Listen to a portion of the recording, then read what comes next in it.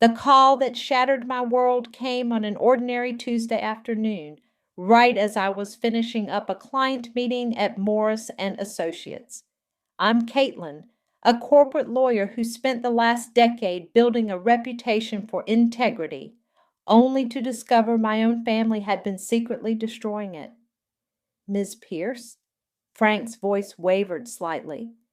This is Frank Santos from First National.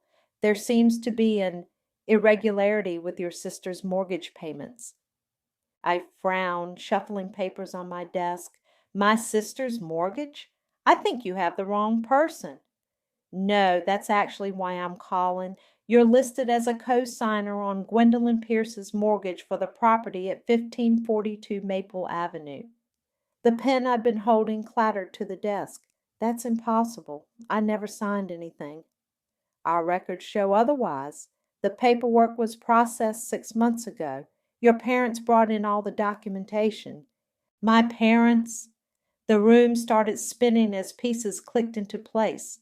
Their nervous behavior at Christmas, the way they'd changed the subject when I mentioned Gwen's new house, their insistence that I sign some routine paperwork during Mom's birthday dinner. I need to see these documents immediately, I managed to say, my voice surprisingly steady despite the earthquake happening in my chest. Of course, I can email them now, but... Frank hesitated. There's more. The payments are 3 months behind. I gripped the edge of my desk. How much? Just over $12,000. The number hit me like a physical blow. I thanked Frank mechanically and ended the call, then immediately dialed Griffin's number. He'd been my best friend since law school, and right now I needed both a friend and a lawyer. Hey, stranger, he answered cheerfully. My family forged my signature. The words tumbled out. They put me on Gwen's mortgage without telling me. Jesus Christ. Griffin's tone shifted instantly to professional mode. Don't do anything yet. I'm coming to your office. 20 minutes later, Griffin was examining the documents Frank had emailed while I paced behind him. Look at this. He pointed to a signature. They didn't even try hard to match your handwriting.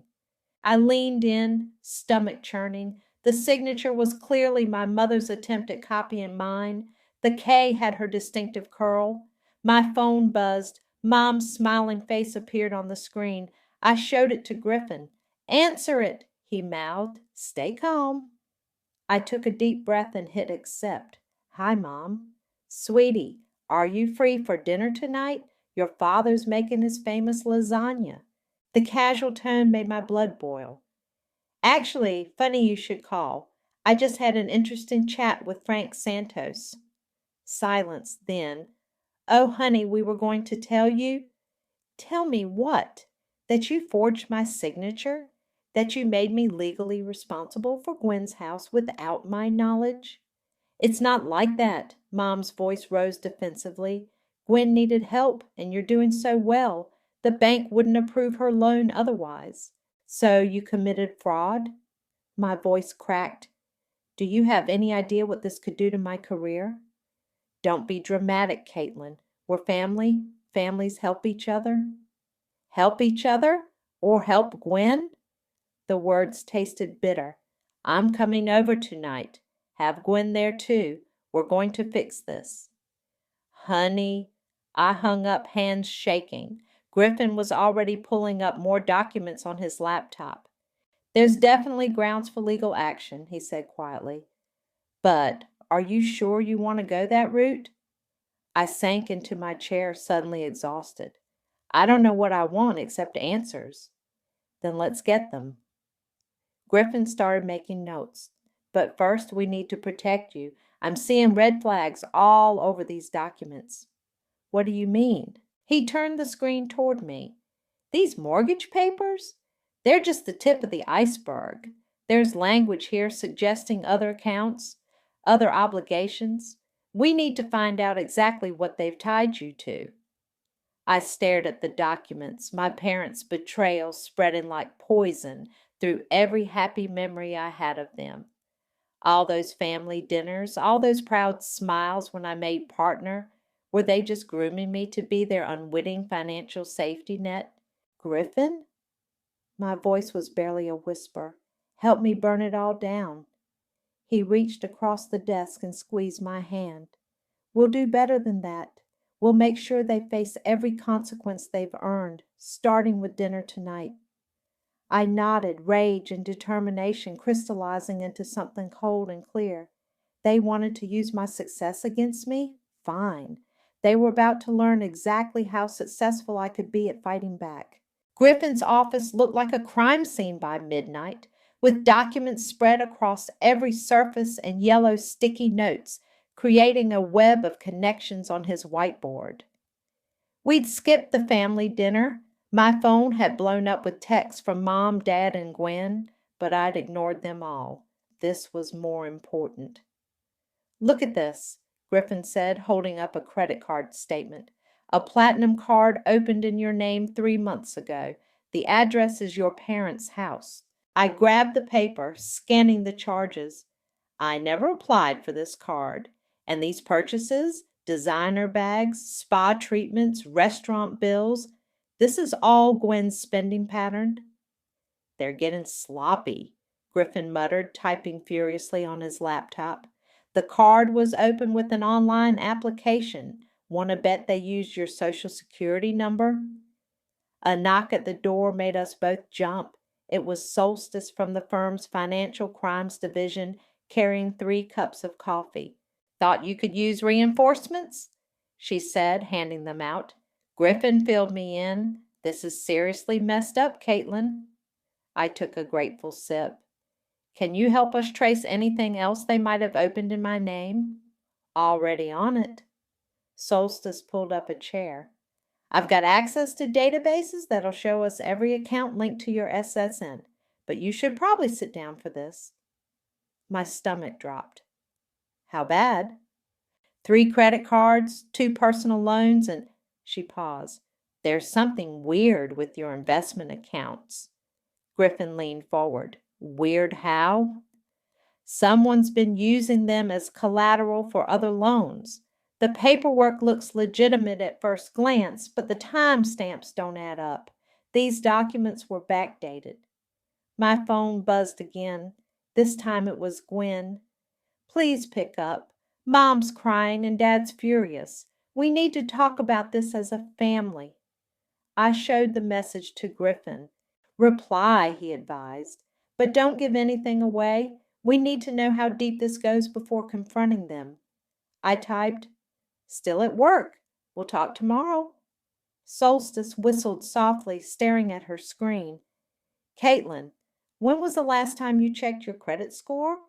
6 months ago? It was over 800. It's 642 now.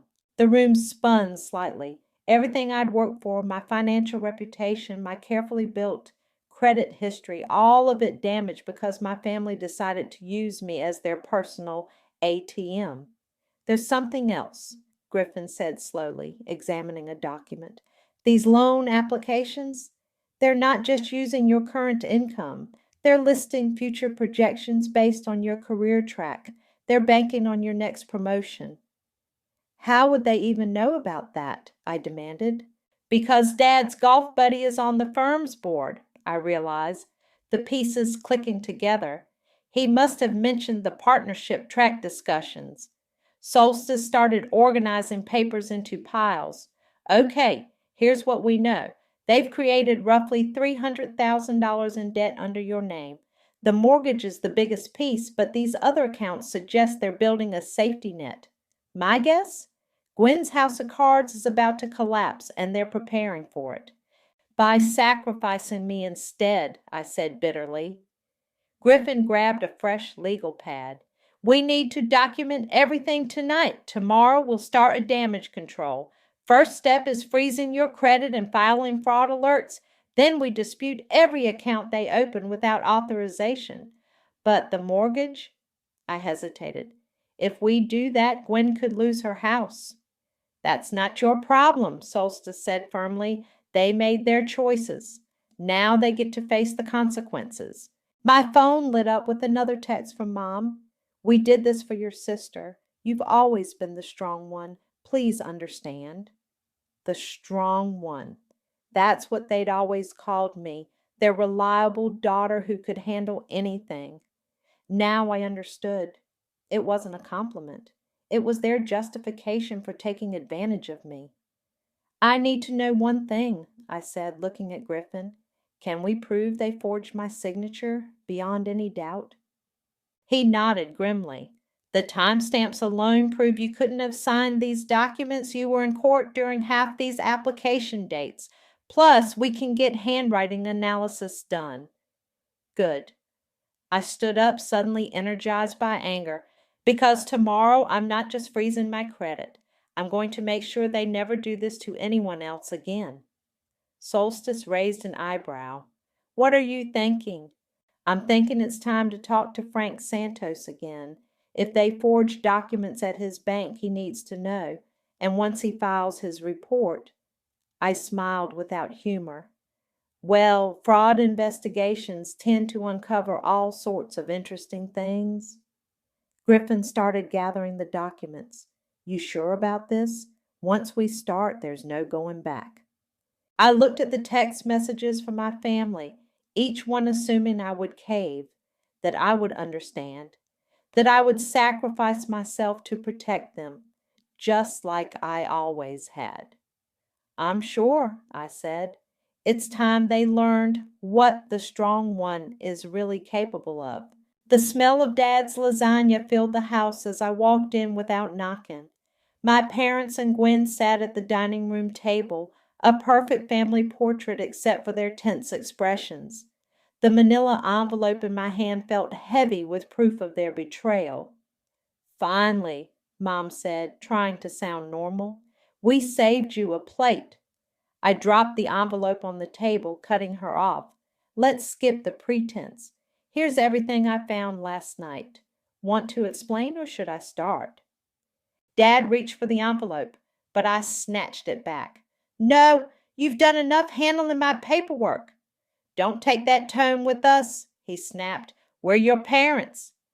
Parents don't commit identity theft against their children. Gwen burst into tears. It wasn't supposed to be like this. The house was a good investment. I just needed help with the down payment. The house? I laughed harshly. This goes way beyond the house, Gwen. 3 credit cards, personal loans, using my investment accounts as collateral. Mom's face went pale. How did you? I'm a lawyer, Mom. Did you forget that when you were forging my signature? Or did you just count on me being too much of a pushover to fight back? We did it because we love you both, Dad said, his voice rising. Your sister needed help and you had the means to help her? I finished. Funny how you never asked if I wanted to. I'll pay everything back, Gwen sobbed. I promise. I just need time. Time? I pulled out her credit card statements. You spent $12,000 at Nordstrom last month, another $8,000 at that spa in Vegas. How exactly are you planning to pay this back?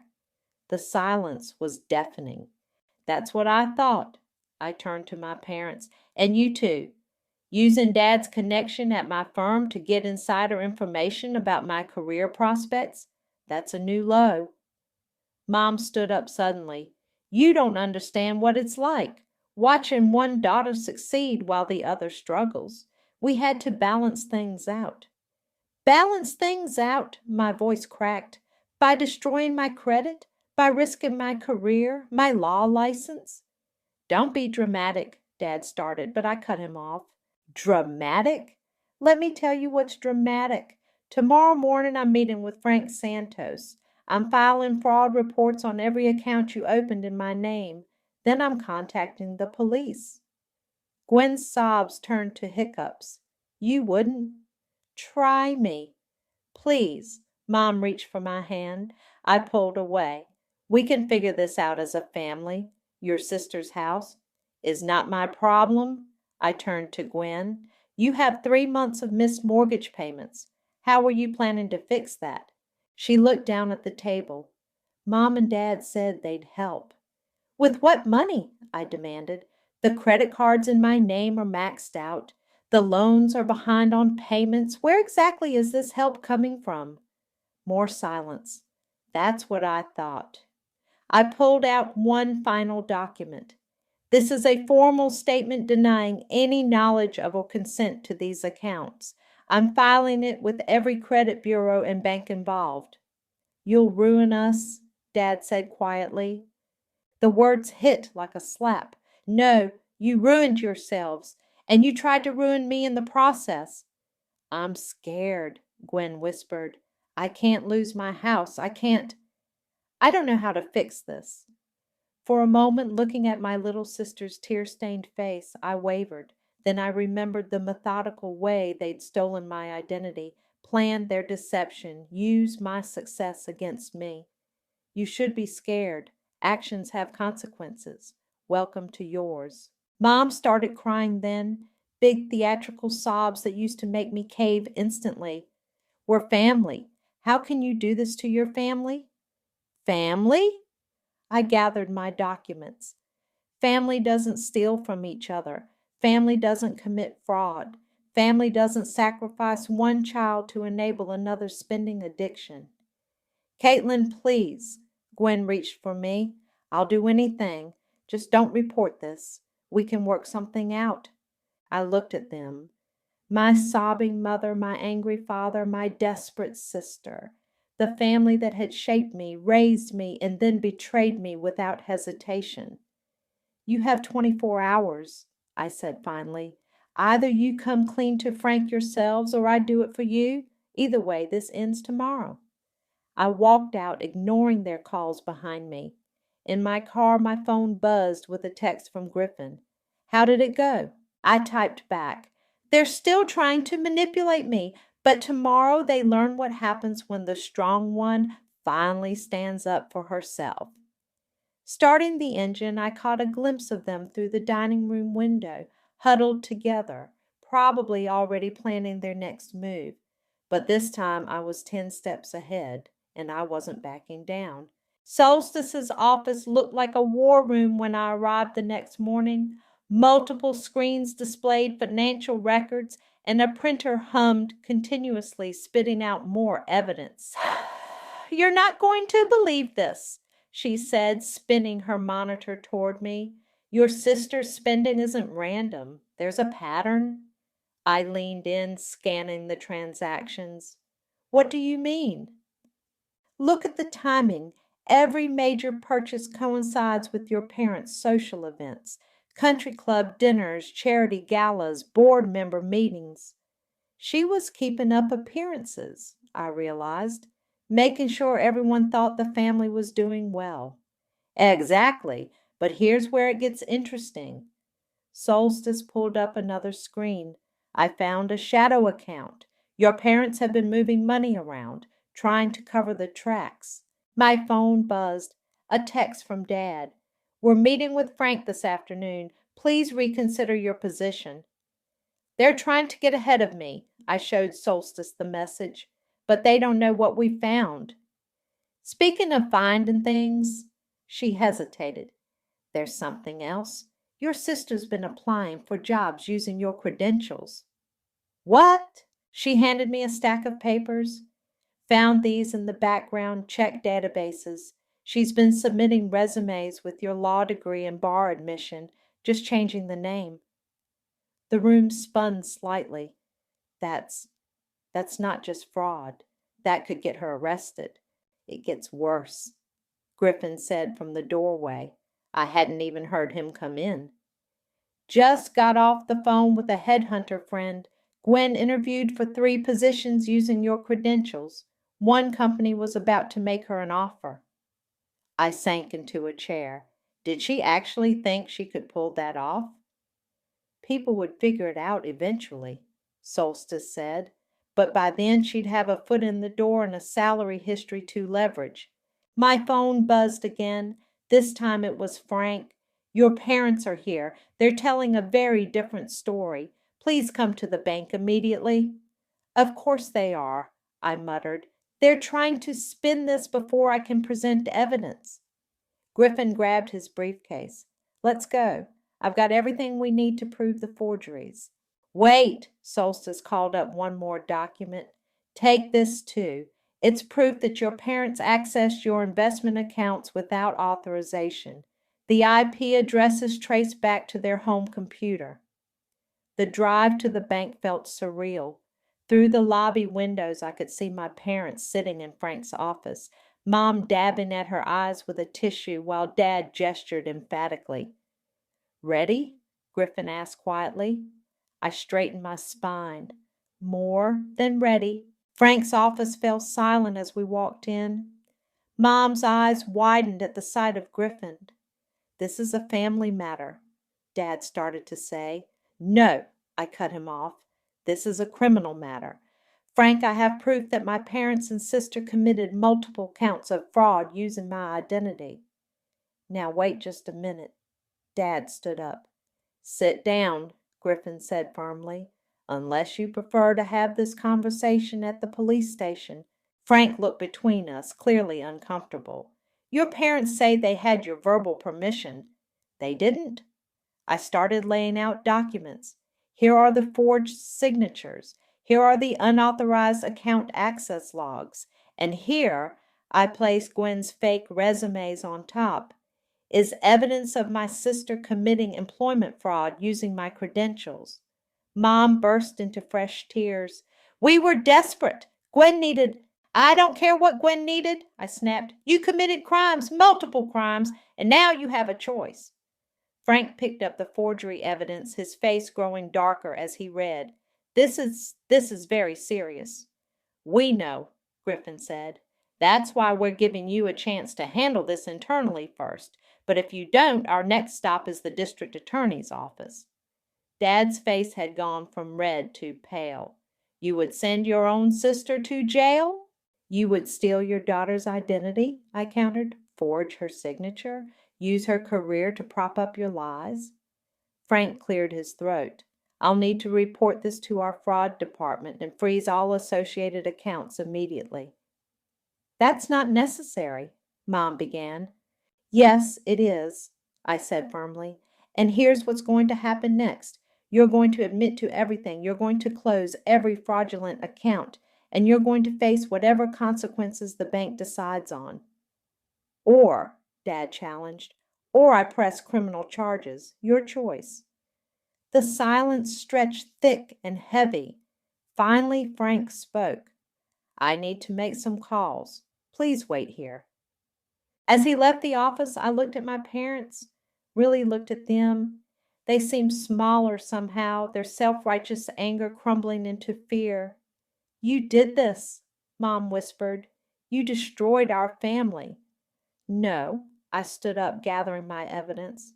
You did that all by yourselves. I'm just making sure you can't destroy anyone else. My phone buzzed one last time. A message from Solstice. Found more. When you're done there, you need to see this. I showed Griffin the message. He nodded grimly. The day wasn't over yet, and something told me the worst was still to come. Back at the office, Solstice was pacing, her usual calm demeanor shattered. She thrust a stack of papers at me the moment I walked in. Look at this. She pointed to a series of transactions. Your parents' shadow account? It's not just about covering Gwen's spending. They've been running a small-scale Ponzi scheme through the country club. Griffin grabbed the documents. What kind of scheme? They've been investing other members' money, promising returns from some exclusive fund. But the money's just being shuffled around to pay earlier investors and fund Gwen's lifestyle. My legs went weak. How much? Nearly $2 million. Solstice pulled up a spreadsheet. And guess whose investment accounts they use as proof of their success? Mine. The word tasted like ash. They showed people my portfolio to convince them to invest. Exactly. Your success made their scam believable. My phone rang. Frank again. I put it on speaker. Caitlin, we've got a problem. Your parents left the bank and immediately tried to withdraw large sums from multiple accounts. Were they successful? No, we froze everything in time. But, he hesitated, they're claiming you're trying to extort them. They're threatening to report you to the Bar Association. I laughed bitterly. Let them try. Frank, I need to tell you something else. They've been running an investment scam. A commotion outside interrupted me. Through the glass walls, I saw my father storming through the office, Mom and Gwen trailing behind him. We need security, Solstice said, reaching for her phone. No, I stood up. Let them come. Dad burst in, his face purple with rage. You think you can destroy us? We'll take you down with us. Really? I held up the Ponzi scheme evidence. Want to explain this to everyone first? The color drained from his face. Behind him, Mom gasped. Where did you get that? Does it matter? What matters is that you didn't just steal from me. You stole from everyone who trusted you. Gwen pushed forward. It wasn't stealing. Dad was helping people invest. In what? I demanded. There is no investment fund. Just you living beyond your means while they use my success to lure in more victims. We can fix this, Mom pleaded. If you just give us time. Time for what? To find more victims? To forge more documents? To steal more identities? You ungrateful. Dad started forward, but Griffin stepped between us. Think carefully about your next move, he warned. The police are already on their way. You called the police? Gwen's voice rose hysterically. No, Solstice said from her desk. The bank did. Standard procedure for attempted withdrawal after a fraud alert. As if on cue, two officers appeared in the doorway. Is there a problem here? Dad deflated visibly. Mom started crying again. But Gwen looked at me with pure hatred. You really want to do this? She hissed. Fine, but I'm not going down alone. I'll tell them everything. How you knew about the investments. How you helped set up the accounts. Except I didn't, I cut her off. And we both know it. But please, keep talking. The officers would love to hear about your employment fraud, too. The police moved into the room, taking statements. I watched as my family's facade crumbled completely. Mom's tears turned real. Dad's bluster gave way to defeat. And Gwen, my little sister, who I'd protected all our lives, sat in stony silence as the officers explained the charges. My phone buzzed, a text from an unknown number. Your parents owe me $200,000. They said you'd guarantee the investment. We need to talk. Then another. They promised returns from your hedge fund connections. And another. My retirement money. They said you were managing it. The messages kept coming. More victims, more lies, more lives destroyed by my family's deception. Griffin touched my arm. You okay? No, I said honestly, but I will be, because this ends today. I turned to the officers.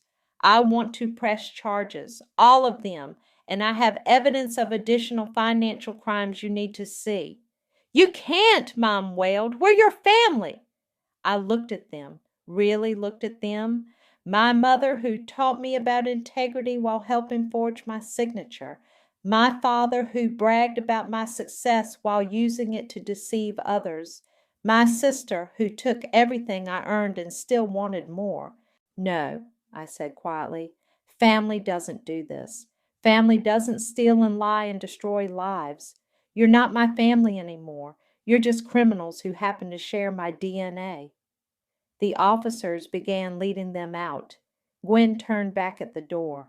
I hope you're happy, she spat. You've ruined everything. I watched them go, feeling oddly peaceful. No, I whispered.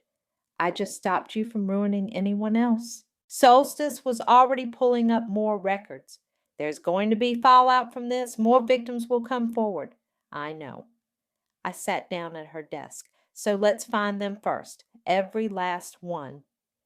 The day wasn't over, but for the first time since this started, I felt truly strong. Not their version of strong, the kind that enabled their crimes, but my own strength built on truth and justice, and I was just getting started.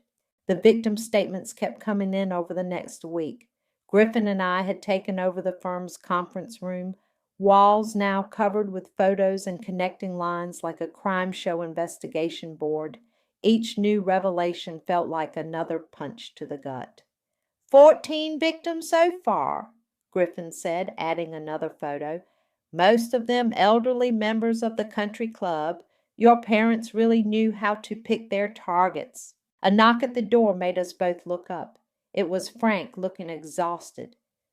You need to see this, he said, placing a USB drive on the table. We found hidden accounts, offshore ones. My heart sank. How much? Close to $3 million. They've been moving money to the Cayman Islands for months. Griffin whistled softly. That's not amateur hour anymore. That's serious financial crime. There's more. Frank hesitated. Some of the transfers, they were made from your office computer, late at night. I frowned. That's impossible. I never... The cleaning crew, Solstice said from the doorway. Remember how Gwen used to visit you at work, always staying late, saying she wanted to spend time with you? The pieces clicked together. She was using my computer after I left, with login credentials that matched yours perfectly, Solstice confirmed. She must have installed a keylogger during one of her visits. My phone buzzed, a call from the county jail. I ignored it, like I'd ignored the dozen others this week. The FBI wants to talk to you, Frank said quietly. This crossed state lines. It's federal now. Good. I stood up, stretching. Because I found something else they'll want to see. I pulled out a file I'd been saving. Inside were photos from my parents' social media, specifically their recent vacations. Look at the dates, I pointed. Every major withdrawal from the victims' accounts corresponds with a luxury trip.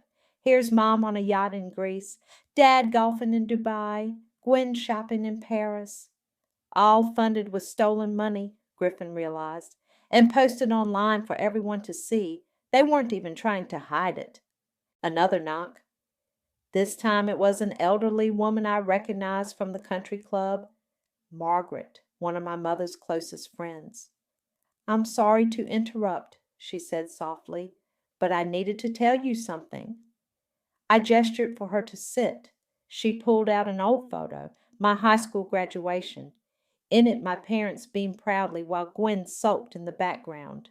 Your mother told me something that day, Margaret said. She said she'd always have to work harder for Gwen because you were so naturally gifted, that you'd be fine on your own, but Gwen needed extra help. My throat tightened. She told you that 15 years ago? Yes, and now I realize they've been planning this for years, positioning you as the successful one, the strong one, so they could use your reputation to help Gwen. The revelation hit like a physical blow. My entire adult life, my career, my success, my reputation, had been cultivated by them not with pride but with calculation. Mrs. Anderson called me this morning, Frank added. She lost her husband's life insurance money to your parents' scheme. She's going to lose her house. No, she won't, I said firmly, because we're going to find every penny they stole, starting with those offshore accounts. Griffin was already making calls. I know someone at the FBI's Financial Crimes Unit. We can expedite this. My phone buzzed again, this time a text from Mom. The lawyers say we could face 20 years. Please, sweetheart, help us one last time. I showed it to Griffin. They're still trying to manipulate you, he said gently, still trying to use your strength against you. I know. I turned to Margaret. How many other victims haven't come forward yet? She looked down. Many. They're ashamed, embarrassed. Your parents were so respected in the community. Then we'll help them too, I decided. All of them, every last person they deceived. Solstice's computer pinged. Got something. A series of transfers to an account in Singapore, recent too, made right after your confrontation at the bank. They were planning their escape, Griffin realized.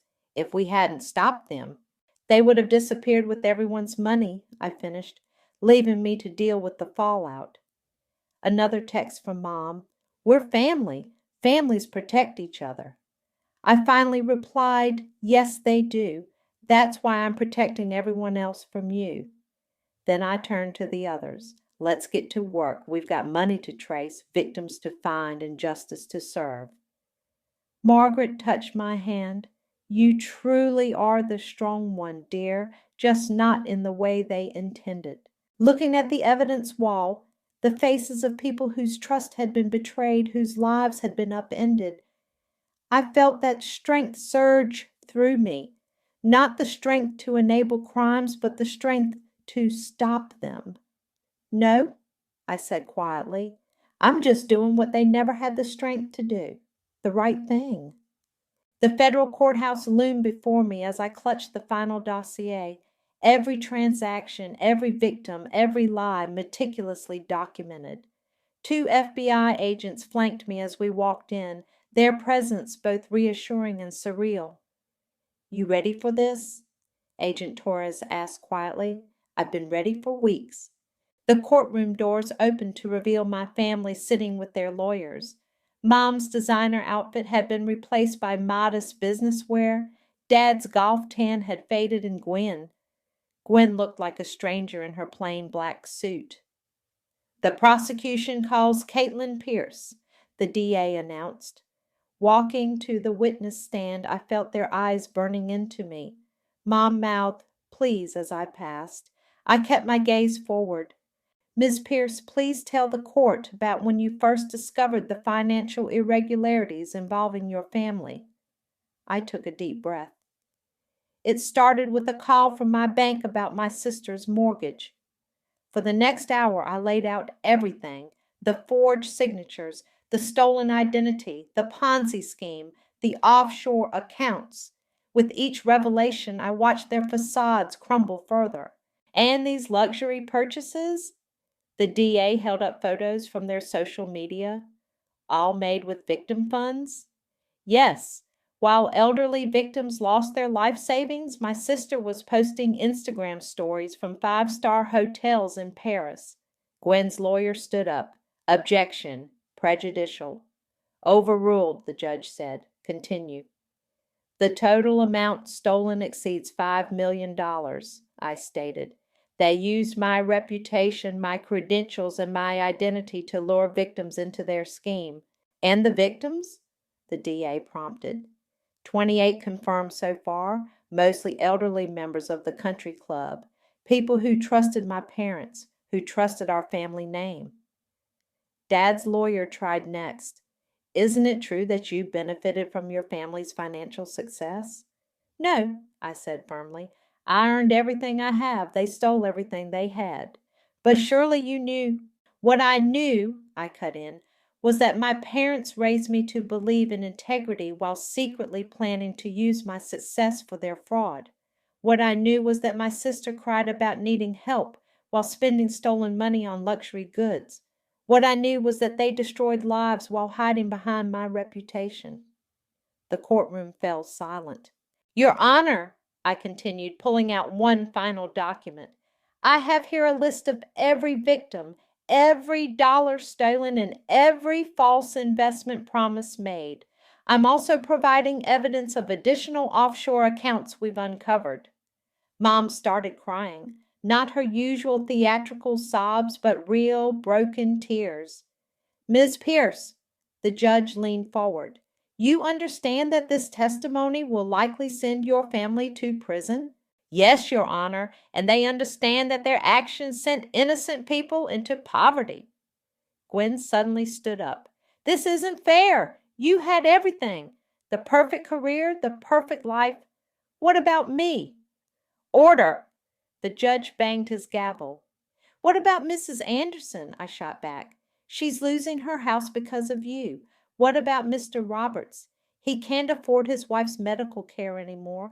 What about— Enough, Dad shouted. We did it for you to make sure you'd always take care of your sister." The judge banged his gavel again. "One more outburst and I'll clear the court." But I wasn't finished. "You did it for yourselves. You did it because it was easier to steal than work, easier to lie than earn, easier to destroy lives than build them." The DA stood up. "Your Honor, we'd like to enter these new documents into evidence." As the bailiff collected the files, I finally looked directly at my family. Mom had collapsed against Dad, her makeup streaked with tears. Dad stared straight ahead, his jaw clenched. And Gwen looked at me with such hatred it almost took my breath away. "I hope you're happy," she hissed as I walked past. I stopped. "No, I'm not happy. I'm devastated, but I'm also done protecting people who prey on others." Outside the courtroom, Griffin waited with Solstice and Frank. "How did it go?" Griffin asked. "They'll be lucky to get minimum sentences," I said. "The offshore accounts sealed it." Frank nodded grimly. "The bank's already started the restitution process for the victims."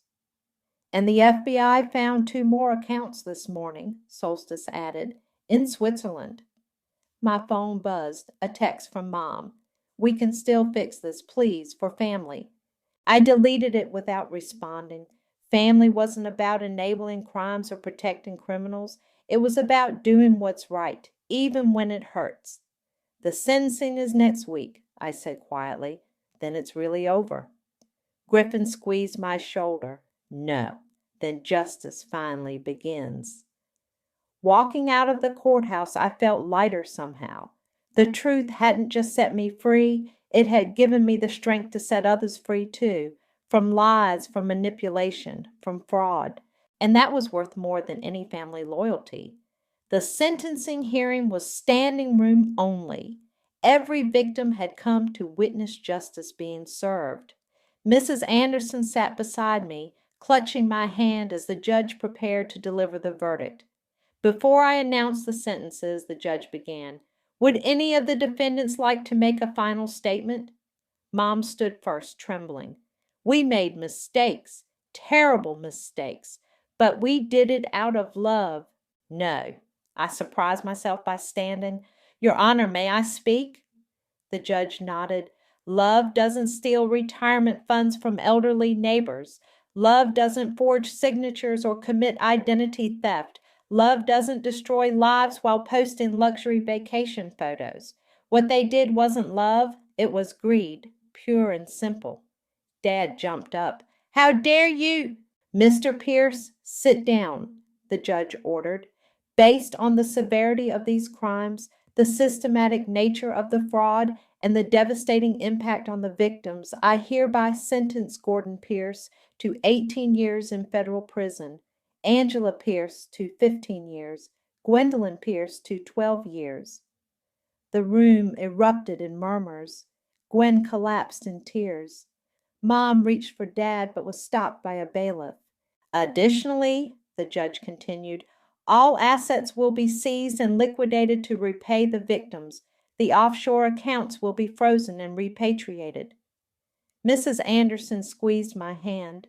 "Thank you," she whispered. "I can keep my house now."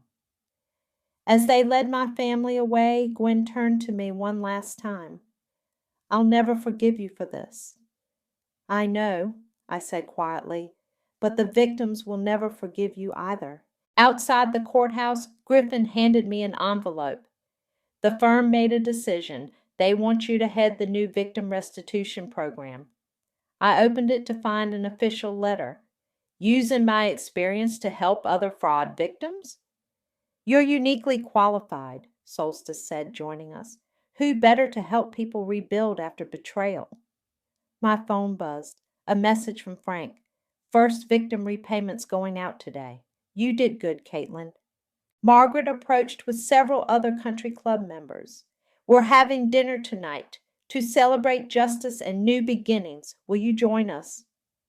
Looking at their faces, no longer victims but survivors, I felt something shift inside me. "I'd be honored." "There's something else," Griffin said. Remember that advice forum where you used to post about family drama? I nodded. During the darkest days of discovering my family's betrayal, I found solace sharing my story online. Your post went viral. People are calling you the fraud fighter. There's a support group forming for victims of family financial abuse. They want you to speak at their first meeting, Solstice added. Share your story. Help others find their strength. The courthouse doors opened again. As my family was led to separate transport vehicles, I watched them for the last time. Not as my parents and sister, but as criminals facing consequences. Ready to go? Griffin asked softly. Almost. I turned to the gathered victims. Anyone who needs help rebuilding their credit, sorting out legal issues, or just needs someone to talk to. Here's my card. My door's always open. Mrs. Anderson hugged me. You turned something terrible into something helpful. That's real strength. At dinner that night, surrounded by people who'd been hurt but were healing, I finally felt at peace. My phone lay silent. No more manipulative texts, no more guilt trips, no more lies. A toast, Margaret raised her glass, to truth, justice, and the courage to fight for both. And to family, I added, looking around the table. The kind we choose, not the kind that chooses to hurt us. Later that night, I sat in my office looking at the victim restitution files. Each one represented someone who needed help rebuilding their life after betrayal, just like I had. Griffin knocked on my door. First support group meeting is tomorrow. Sure you're ready? I picked up a photo from my desk, the last family picture taken before everything unraveled. In it, we looked perfect, happy. But now I could see the calculation behind their smiles, the greed behind their poses. I turned the photo face down. I'm ready, because this isn't just about justice anymore. It's about prevention, about helping others spot the red flags I missed, about turning victims into survivors. That's my strong one, he smiled. No, I corrected him. That's my choice. Being strong isn't about enabling bad behavior or protecting criminals. It's about standing up for what's right, even when it breaks your heart. I looked at the files again, at all the people waiting for help, for hope, for healing. So let's get to work. There are more stories to hear, more battles to fight, and more lives to rebuild. Because sometimes the happiest endings don't come from saving your family. They come from saving everyone else from them.